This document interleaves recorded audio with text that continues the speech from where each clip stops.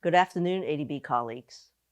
Thank you for inviting me to participate in your Festival of Change, aptly entitled Empowering Voices, Transforming ADB.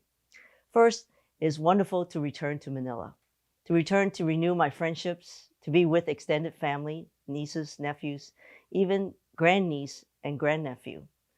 Just reminds me about large Filipino families. What an incredible opportunity for me. And of course, to return to ADB, where I joined ADB 23 years ago as a Level 4 Junior Environment Specialist and left as the acting USED in 2002. So in a sense, I'm back to where I started. Same floor, same office, same job. In the intervening years, so much have changed.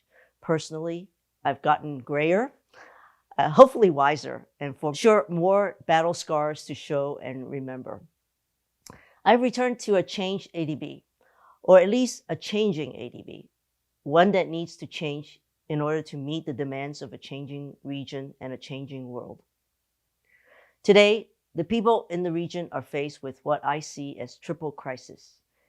For many in the region, they're struggling to recover from the pandemic. They're faced with daily challenges because of climate change, and on top of that, the soaring fuel and food prices as a result of the Russian invasion of Ukraine. It requires a bank dedicated to alleviating poverty and improving the lives of people in the region to meet these changing needs. That is why we do what we do daily.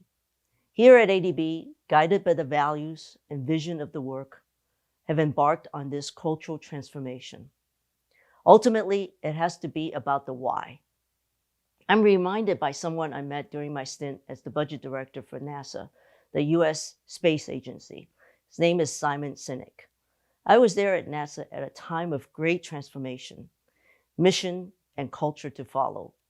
It was the end of the space shuttle program and the pivot to commercial space flight and a mission to Mars.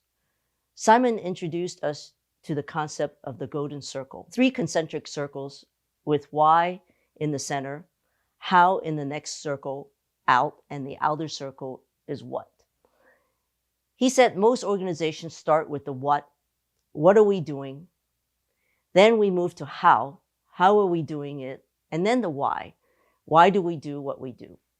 He said great organizations start with the why, then figure out how before focusing on the what. We should always continue to examine these 3 circles as we do our work. By the way, we should always examine this circle individually.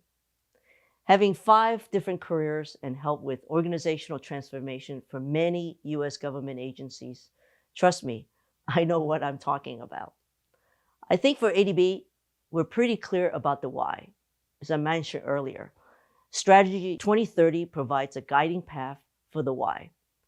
But those of us that have been around on change knows this well. Culture will eat strategy alive. We can have great strategy, but the cultural transformation is critical to that strategy. So I'm really delighted by the great conversations that people are having around this festival of change. One of the strongest points to come through over the past few days is that change at ADB is equal parts organization and cultural, and by extension, personal. ADB can only become the bank it aspires to if our new processes and governance come hand in hand with new thinking and behavior for collaboration and solving problems. Your theme of empowerment really resonates with me. It is through empowerment that staff can fully realize their potential to contribute. We need to make it easier to bring innovative ideas and to amplify the feeling that ADB is a place where they want to come and they want to come and work. It seems to me that there are still too many rules and procedures that hampers creativity and innovation. So I will be urging management as we are looking at organizational review, we need more flexibility. Having said that, I do believe that ADB has changed since the 20 years of absence for me. At the board level, I see that barriers are coming down and board members are engaging more and going out to the DMCs. I know my alternate, John Hurley, was just in Vietnam, along with few other board members. We must change, and we cannot wait for other people to change the culture. We are the culture change in conversations, actions, behaviors we take and we model every day. That brings me to today's theme, commitment. How can we commit to building an enabling environment for everyone so that we can pursue transformative work? One of the sessions I'm particularly looking forward to is amplifying diverse voices at ADB. It focuses on surfacing alternative and minority perspectives about what it means to build a truly inclusive workplace and, by extension, help DMCs build more inclusive growth. In the 20 years since my last time here, my most important takeaway from that period was learning the lessons of listening to the diverse voices in every venue. It actually has been my life's work.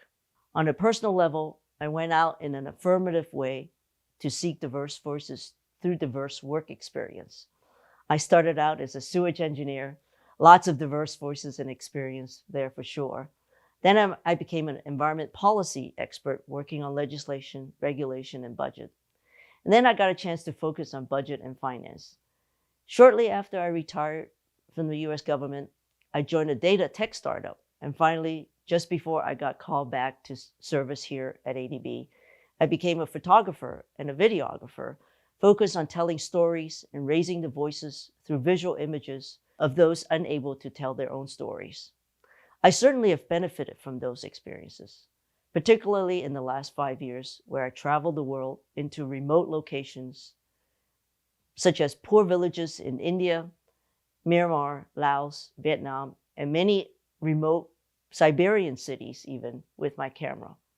And of course, many of you know I am privileged to be nominated by President Biden and confirmed by the US Senate as the first openly lesbian and person of color ambassador in US history. I carry that extra challenge of bringing the particular needs and challenges of the LGBTQI brothers and sisters in the region, as they are the vulnerable of the vulnerable because of criminal laws and discriminatory practices. All these experiences have inspired how I want to contribute. We are so much stronger when we have everyone contributing the best of what they can contribute, especially those who may have been overlooked and left out. Empowering these voices is not an option.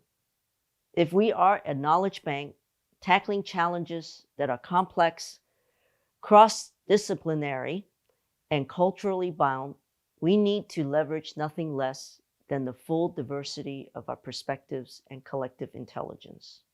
Most importantly, this change is possible.